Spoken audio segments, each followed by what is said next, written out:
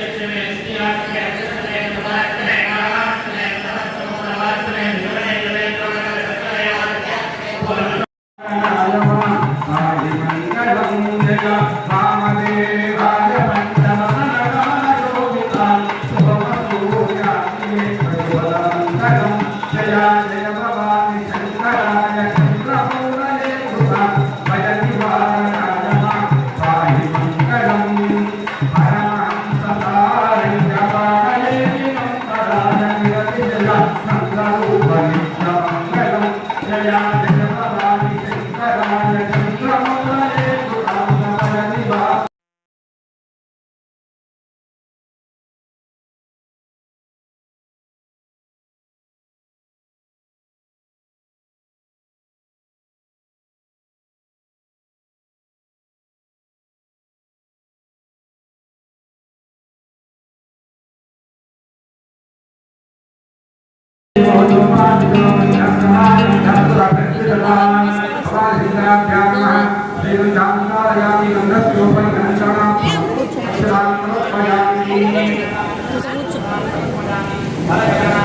ఇటువంటి